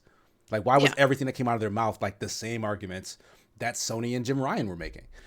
Well, there's so much talk about Call of Duty as well, Yeah. which I get it. Call of Duty is the most popular and potentially lucrative gaming franchise in the world. Well, I mean, one of. I get it, but at the same time, hanging your entire basket on that hook, I think there's more they could have done, especially to talk about like Microsoft and the emerging cloud gaming market, which is what the CMA in the UK was concerned about. Mm-hmm. But instead, they're talking about like it's basically like this one big scare case of like, oh no, what if Microsoft makes Call of Duty exclusive to Xbox? And Judge Corley's reaction is basically like, well, so what if they do? Like, so what? I mean, first of all, it's very unlikely that would happen. But it's very unlikely that would happen because Microsoft would lose money by doing that. Mm-hmm. But to follow up with that, you're not telling me how that actually hurts anybody. You're telling me how it hurts Sony. You're not telling me how it hurts consumers. Right. And that's what got me, is that I really think the FTC came at this case on the back foot. They really, like, again, not that I want to say say the federal government should be harder necessarily, but I do mean, they think should be that more competent, right? they should. Yeah. They should More have come at prepared. this. Yeah, like I said, I think the part of the problem is they were coming at this from the sense of like, oh, this is just to get an injunction. We don't need to make our whole case now. And Microsoft saying, no, you're going to make your whole case now because we need this deal to go through. Yeah, surely they got a bunch of like broke interns working. It's like, yo, one of you has a console. Come tell me about this nonsense. Yeah. Oh my God. Oh, Frost, did you see that whole thing about like the redactions that weren't actually like proper redactions? Mm-hmm. Well, apparently yeah. that was a problem on the FTC side, because Sony gave them a bunch of documents asking that certain parts be redacted. Certain parts weren't properly redacted. I think they were joking like, oh, the FTC bought the cheap Sharpies. And so you could actually like see all the information that was, I mean, like it was basically like just hold it up to the light and you can see all the stuff that was supposedly redacted. And at the end, Judge Corley is like, okay, no Sharpies. And I was like, okay, I love her so much. God.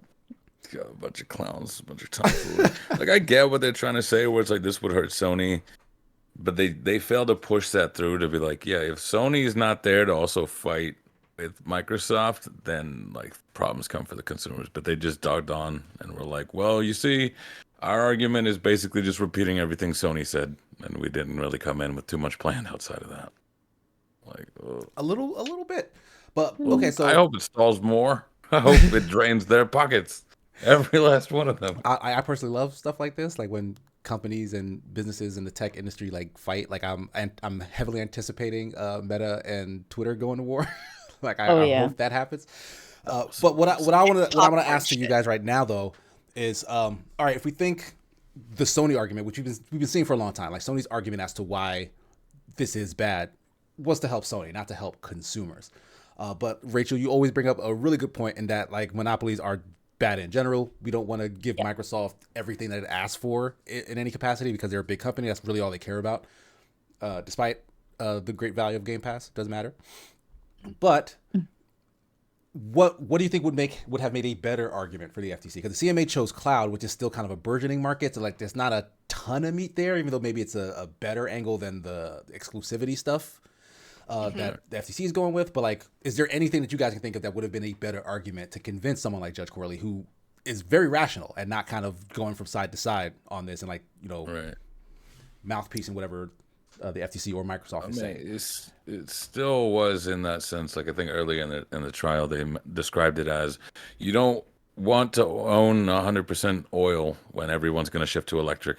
You know, like you're going to be outdated in a couple of years, and that's more so what they should have leaned on is the longevity of Sony.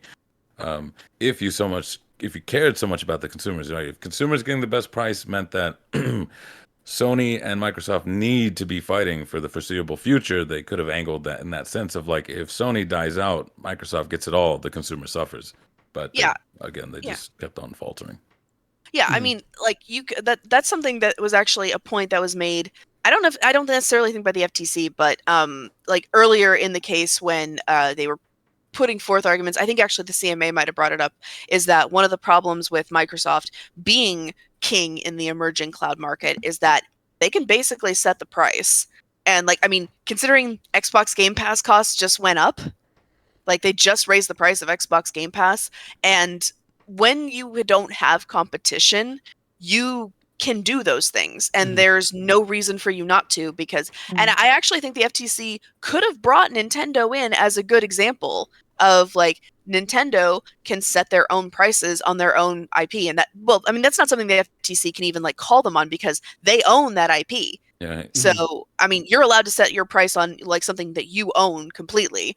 And Nintendo's whole thing is that it doesn't really bring in third-party companies and regulate their prices as well. It's like it only does this with stuff that it owns. So, but you could bring that in as an example of like when you own something, you can set the price on it and it can be any price you want. You can raise the price of Xbox Game Pass because Sony does not have a meaningful Game Pass competitor. And you give Xbox something big like because I think this has been like the real fear this whole time is not, oh, they're going to make Call of Duty exclusive. The fear is they're going to offer Call of Duty on Game Pass day one. And that is a value that is an incalculable value to consumers. So that is basically like, hey, here, pay $15 and get all these games plus the biggest game of the year on our service. Sony's over here like, pay $60 plus $500 for a console, and you can pay $70 for the game, $500 for the console, and Microsoft's over here is like, yeah, you can play this on cloud on a PC. So I honestly think that's the big fear from Sony, because Sony, like I said, they've been trying to augment PlayStation Plus to turn it into a Game Pass competitor, but they're not there yet. And I think it is, I honestly think they are, any concession they make in that regard, I think it is like pulling teeth from the executive board, because they don't want to offer day one games for a subscription cost. They want to offer them for $70. And that's because, do you think they make more money doing it that way, offering $70 straight shot for like their premium exclusives as opposed to a subscription service like Microsoft? Because that, yes, that is the big fear from Sony. But like, if that were argued in front of a judge that this would be bad for Sony, like I feel like we'd be in the same place, because that argument, like making the biggest game of the year as part of a value add-on to a subscription service that's like $15, $16 for consumers, sounds like a good deal for consumers. So like, is the question then, all right, Sony's complaint is we can't compete with Game Pass, so don't let them make it better? Because that's kind of what because Microsoft's complaint is we can't compete with Sony's exclusivity, so we're gonna buy stuff to make Game Pass better. Like this is the back and forth that it looks like we're seeing here. So like, yeah, it needs to be stopped. Definitely. So, but the problem is, if Xbox wins the cloud service, then like let's say Sony completely has to bow out of that. Then it's like, okay, Call of Duty is now 100. Call of Duty is whatever. Game Pass goes up. Yeah, exactly. You need that sort of competition, because it's them fighting forever that keeps it competitive. Otherwise, if one of them actually wins, that's when it goes to hell. Yeah, but the thing is, like, they're fighting parallel to each other, because like Microsoft is continually failing to encroach on Sony's quality exclusive situation, and Sony's continually failing to make a good value for their subscription service. But like both of them are very fearful of the other thing that they're bad at, and are trying to compensate by throwing roadblocks or spending money. Yeah, because either they stay in their own lane or they snuff the other person out. Like that's what it seems like. I thought you said throwing up Roblox from it. Yeah, I heard Roblox as well.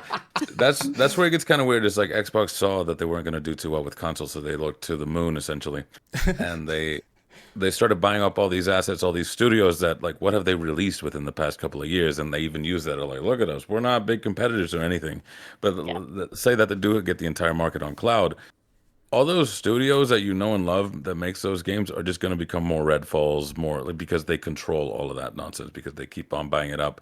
And because Sony is stuck not in cloud service, essentially being the oil industry, can't keep up with electric cars, like they're going to just continue existing in that sense.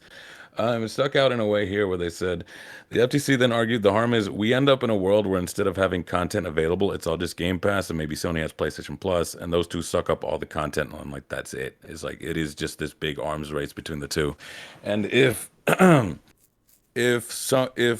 Xbox right now is allowed to not compete with Sony and just buy up all the cloud space, you're not going to see any good IPs coming out of them, like ever. And their service here is going to become less valuable for the rest of us as the prices go up to make up for all these studios that they bought out. It's just a bunch of garbage, bunch of baloney. But wasn't there someone that said that they had talked to a bunch of, like, every developer I talked to doesn't want their game on Game Pass day one Jim because Ryan said that that devalues it. It's like, who are you talking to? Jim Ryan was talking to his ass because that's where that came from. Well, there is like I think there is like a case to be made, like because I mean they did admit in like when in some documents that they had in the CMA's case that it does cannibalize sales, like day one sales, having a game on Game Pass. It does mean that I think the research has shown that there is statistically a much lower percentage of people actually buying the game as opposed to playing it on Game Pass.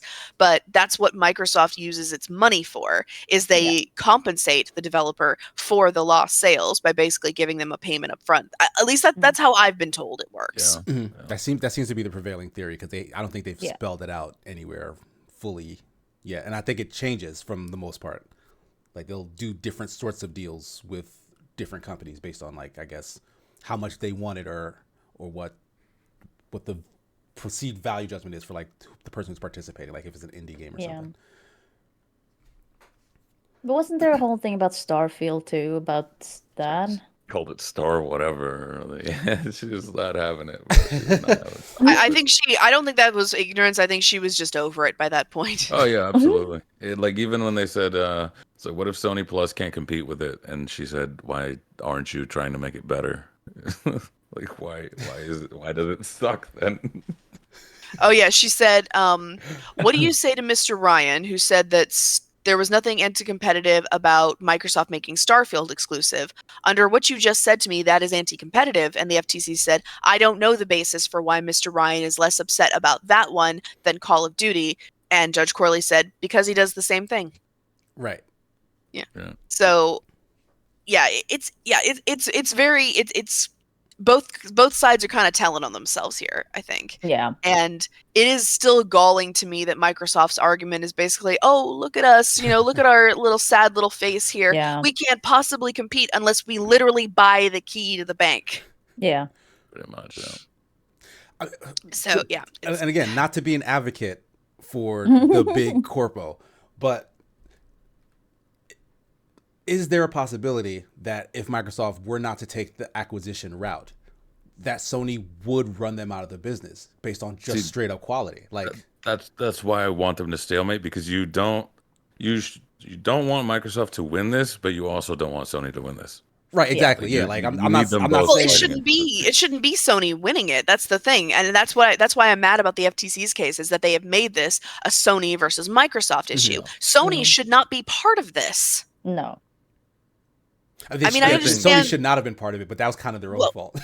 Yeah, well, I mean, I'm saying Sony should not be a direct player. It should be a case of like, well, here's like what the competition looks like, and here's, how Microsoft could potentially like harm consumers by not participating in it. It shouldn't be like, okay, here's what Sony has to say about this. I think bringing Jim Ryan's testimony, I mean, even a deposition into this, I think that was a huge mistake personally.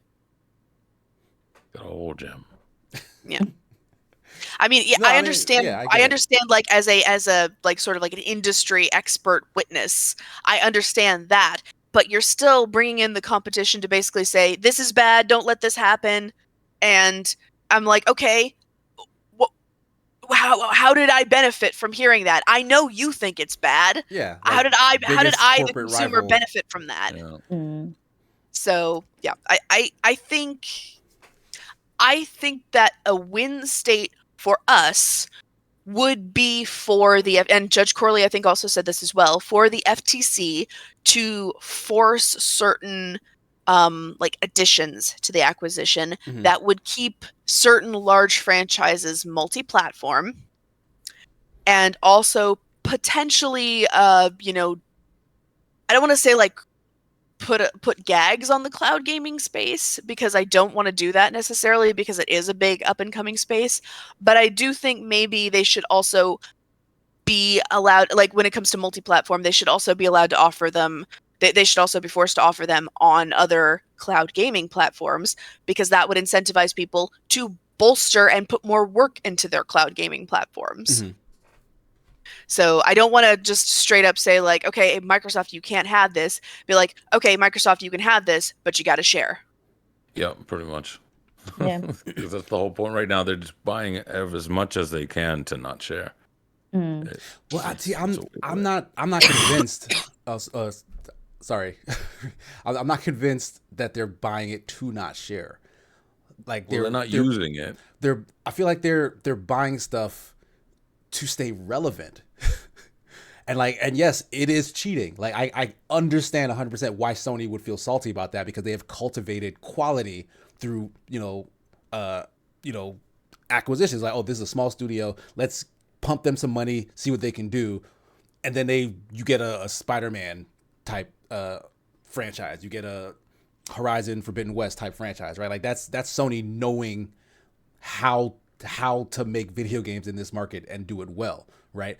Whereas Microsoft is like, all right, well, these guys already have a big game, let's just take that and add it to our library. Like that's like, all right, well, if you're gonna just buy that, like you have like you're like classless almost, right? It's like if we're up here with all this premium foo stuff, Microsoft is like this like a bull with a cowboy hat on in the China shop.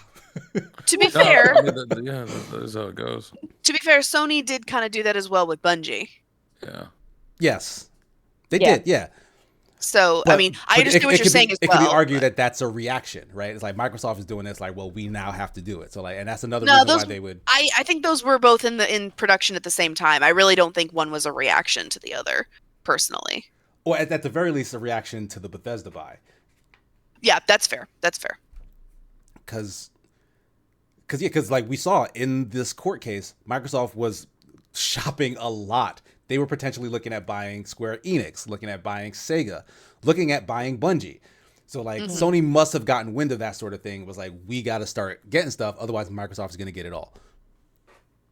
Yeah, there was like about several years ago, there was like a big like acquisition buying spree, and I do think, I've said this before, Casey, you and I have talked about this before, but I think it is Microsoft telling on itself a little bit here that they did try to do what Sony did. Like you said, like Sony acquires Guerrilla Games and Insomniac and Naughty Dog and says basically, okay, like go and make hits. And they go and make hits. Microsoft acquires like Double Fine and Rare and just studios that like should by rights have immediately turned out some amazing games for with them. That level of funding, what happened? They didn't. Yeah. Like, I mean, yes, Psychonauts 2, great. It came out so long after the acquisition, though, and Rare did nothing for like 10 years before they came out with Sea of Thieves. Yeah, they were pretty gutted, I think, once they got Yeah. bought. Like folks just didn't like that they were acquired or something. It's Yeah. basically like And so, Sony. Yeah, Sony spent their time. Like if you've ever played Monopoly, it's like Sony's got those two blue ones near Go that like you land on that, you're pretty much broke. And Boardwalk Xbox and just Park went, Place, yeah. yeah, and then Yeah. Xbox is like, maybe the yellows down underneath, but then they said let's just buy everything else out. That way, whenever they try to take a step, we at least are like messing with them like that. That's just the goal there, where it's about if you can't be number one, buy everything else out, so the guy at least has to go through you. Like Yeah, that's again, like I stuff to get say. why that leaves a bad taste in your mouth, but at the same time, like Microsoft kind of sucks at playing Sony's game, playing Sony and Nintendo's game. Like, oh, let's Right. cultivate these small studios into big hit makers. Yeah. Like they've been bad at that for a very long time. Microsoft has money and they will spend it, and like that's and even after the big Bethesda acquisition, they still haven't really been hitting it out of the park. So like even that strategy isn't working that well. But like the value gain for Game Pass is kind of the only thing keeping them in the conversation for the most part. I feel like Yeah, that's how they because compete. it's not a quality race, so they're just instead, like I said, they shot for the moon. They're just going for a tech win. It's like Civ. You're gonna go for a cultural win, a tech win. What like they decided we can't keep up with the culture. Fuck it, let's buy everything. Let's build up our tech stuff. See what we can do. I love So, your analogies. Yeah, no, that's great. So the Yeah. problem is, will one or the other actually force their competitor out of business?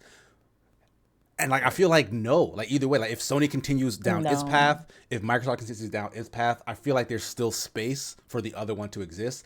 And Nintendo is just in the wings, not dealing with any of this, perfectly Yeah. fine. So Yeah. I feel like that's enough evidence to be like, all right, let Microsoft do what it's doing, let Sony do what it's doing. I think the industry will be fine. Like I don't think we're looking at one or the other actually eating their competition right now. Not anytime soon, at least. Well, and credit to Microsoft. I do think like creating Game Pass and offering it, I think that was them trying to find a place in the market that Sony is not currently occupying already. That Yeah. Sony is not squatting on the top of the dog pile in that particular, like in this case it's cloud gaming and subscription services. They saw that, they came up with a good solution for that, and Sony, this is a market where Sony is catching up to them, not the other way around. And that's good for us because it means we have options. That's the whole point of this, is that we need to have options and to be able to pick which one works better for us. And I actually like that in Sony's case, it's okay, you have to pay top dollar, but you get like these, like a handful of really, really good games. And Microsoft's, on the other hand, is you pay a small amount and you get all these games. Not all of them may be great quality, Yeah, these are the but there's best some winners games, in but there's there. some really but good ones. and there, You but can you you get can a try lot. things. Yeah.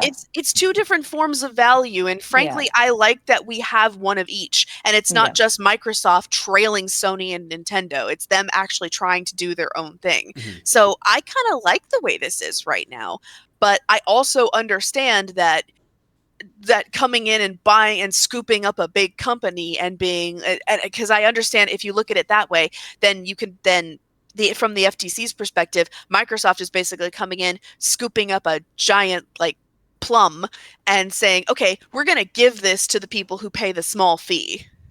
And the small fee for a lot of games, and it's like, but that's a really high value item. Like, don't you want to just sell that by itself?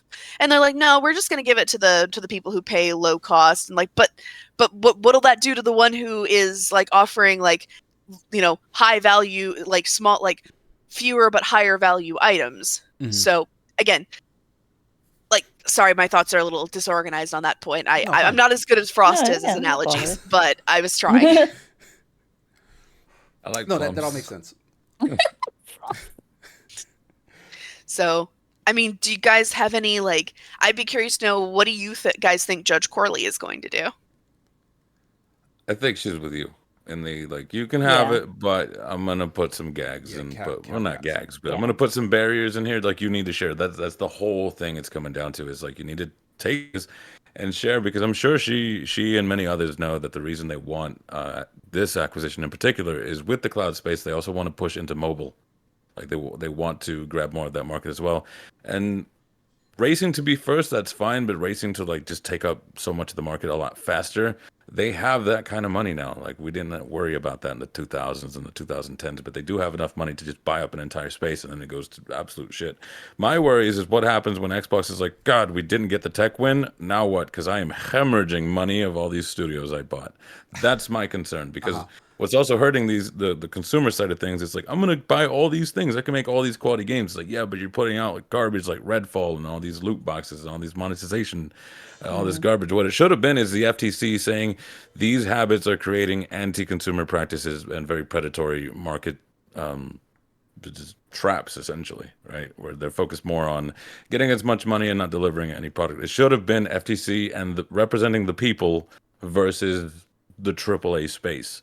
Instead, they're just like, I'm going to prop up Sony for now because I think I ran in too fast, but I kind of had to say I object because I don't think you get another chance in a wedding to object. Are you legally allowed to?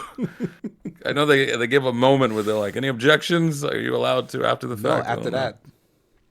I'm pretty sure that's TC's symbolic, not legal. But Is it? Well, No, FTC it's took it ironclad. literal. You It is, you yeah. say something after that, you're executed. They went, any objections? And they're like, yeah, I think. And it's like, all right, let's go there. And it's like what Jim said. oh man, Yeah. So I mean, I think we're pretty much at the end here. Unless there's any final thoughts. No. All right. I had something I was thinking of, but then I forgot it. So. Dang. Just real quick, Yes. with regards to Microsoft, I just want to say, like, with regards to the stuff that's been developed so far, I will say, like, with the Bethesda acquisition, I don't think Bethesda has yet made their Horizon Forbidden West Spider-Man for Xbox, because they have been, all the games that have come out so far from that acquisition has been stuff that they were already developing either for PlayStation or to be multi-platform. I think Redfall was kind of stuffed onto Game Pass to try to, like, get it by the radar, slip it under the radar. But so I think Starfield's going to be the first thing that they come out with that's properly what they can make for Xbox, and I'm kind of curious to see what happens after that. Yes, definitely. So with that, that's episode 108. Rachel, what do you have? Where can folks find you, first off, and what do you have coming up? You can find me at Rachel Kaiser, and I am trying to get on other social media sites, but for right now, I'm still on Twitter because I haven't created a Threads account yet, so working on it. Working on getting myself onto others, just in case there are a lot of people who don't want to be on Twitter, and I totally understand. But for now, you can find me at Rachel Kaiser on Twitter, and I'm not going to have a Stay Golden Sunday today because I'm going to be a bit busy, but I might try and push out my, please focus camera, I might try and push out my review of Sherlock Holmes The Awakened on my personal blog. Ooh. And also, I just recently put out a Kaiser Focus that had a mini review of Harmony: The Fall of Reverie, which I really liked. I thought it was really good. And yeah, I might have some more reviews coming next week on GamesBeat, so stay tuned. And we'll be back to Masonry Monday, as usual, tomorrow. Nice. Frost, where can folks find you? What do you have coming up? Let me see here. I have also been branching out in the social spaces just mostly to take my tag. So pretty much anything important that I plan to use, be it LinkedIn, Twitter, Twitch, Facebook, and well, not Instagram, is all at The Other Frost. Instagram and Threads is Frost the Other because I couldn't snag that one in time, and that made me sad. So someone else is The Other Frost? Yeah, and it's not even like a dead account 7 years type beat. Guy had it 35 weeks ago, but he like messed up or something because he's got another account called the OG Frost, and I'm like, brother, what is this? You're really, you're like messed yourself up. You're messing me up. I was always curious why you go by The Other Frost, because I don't know who the first Frost is, if there is a first Frost. Because it's just like John. It's just like, oh, I went out and I was hanging out with John. Which John? Fat John, Skinny John? No, the other John. So it's just, and I don't like numbers. I don't like underscores and all that. Right. So it's just like The Other Frost, and it's never taken until now. So he's broken me. It's on Threads and Instagram. Damn. But yeah, everything else is The Other Frost. Enjoy. I'm branching out and figuring out what I want to do in each of them. Yeah. Okay. Honey Money, how about you? Where can folks find you? What do you have coming up? Yeah, I have different handles on every site, so it's best to just visit Twitch because I have everything linked there. So yeah, down below. I have a link tree otherwise. I think that one's Honey Money. I think that one's the only one that's Honey Money, straight up. But yeah, I mean, I'm late to the party, so I get it. I checked on Threads to see if I could get it. No, It's not. I couldn't even get honey money with 2 underscores. Dang. I don't know, like, you know. So I don't like Meta, so I'll just ignore it. Because also, did you know if you want to delete your Threads account, you'll have to delete your Instagram account? Yeah, I saw that. I think that's kind of not great. So That's just for now. Yeah, So they'll For- probably yeah. they'll They'll probably probably change fix that. it, but, yeah, ugh. like my guess is in order to get it out as fast as they did, it's like kind of it's like hooked onto Instagram in a weird Yeah. way. Oh no, it is. It is. Yeah. Yeah, so And they'll that's what probably they did with- they need that. That's what they did with Instagram, wasn't it? Because you had to have Facebook or some nonsense with it. Or am I thinking? Well, no, Tinder? they acquired Instagram, so like that was not connected to Facebook at first. No. but But yeah, go ahead. oh, sorry. No. Tomorrow's Masochist Monday. I'm playing through The Witcher, the first one. Oof. It's very old. It's a very, very old game. We'll see how long I stick with it, but I'm just They're like, remaking that. Yeah, not the. oh, yeah, okay. with the Well, remake. the worst part about it is what's her face, the redheaded lady. Triss. Yeah, her boobs are in the middle of her chest. They're not like in the right positions. Every time I see that, I'm always like, I always get like, oh my, I can't save stop on the looking budget. at it. The supportive No, but undergarments. they just like place them. They just took 2 Yeah. globes and placed them in the middle of her body, and I'm like, they're above, they're right above her navel. What are you doing? It's the same. Like, how asset did as no the one butt. see this? Had to save money. Yeah, I don't know. That's really It's just funny. terrible. But it's also, yeah, it's not it's a very old game, but so we'll see. I feel like I will not finish it, but I'll play it for a bit.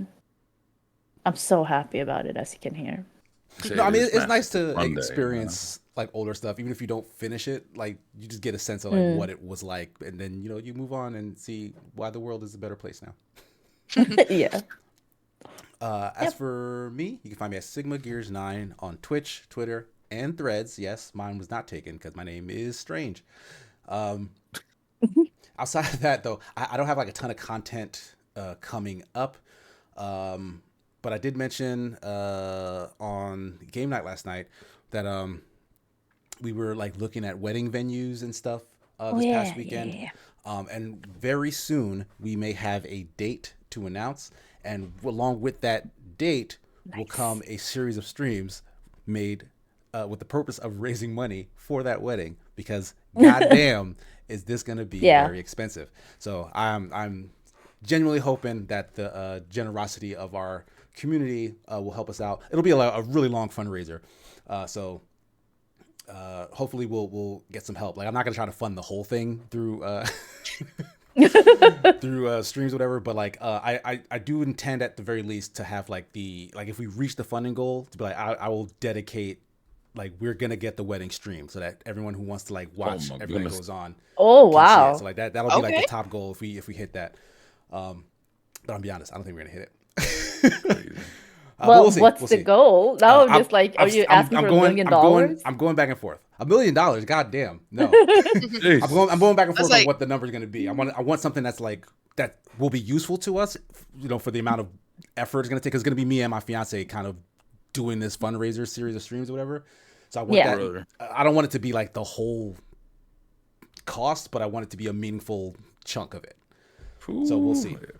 I have my wedding. I at did a Cane's. micro wedding. It was Yeah, I wish we could do that, but both of our families are quite big, and like, No, there's I a lot of understand that. tradition involved, and it's like Yeah. we couldn't get away with it. It's like, Yeah, hey, I had I would 6 like to people not at my spend all wedding. this money, but then my mom would get sad, my dad would get angry, aunts and uncles will decide. It's a whole See, thing. that's why I'm estranged. It's cheaper. Oh, God. It's a whole thing. So, but we'll see. There'll be more news on this front in the coming days. So stay tuned. Follow the socials, and you'll hear all about it. But thanks to my 3 guests as usual. Thanks to everybody in chat for watching and participating. This has been fun. We'll be back next week. That's been episode 108. Take care, everybody. Bye. Bye.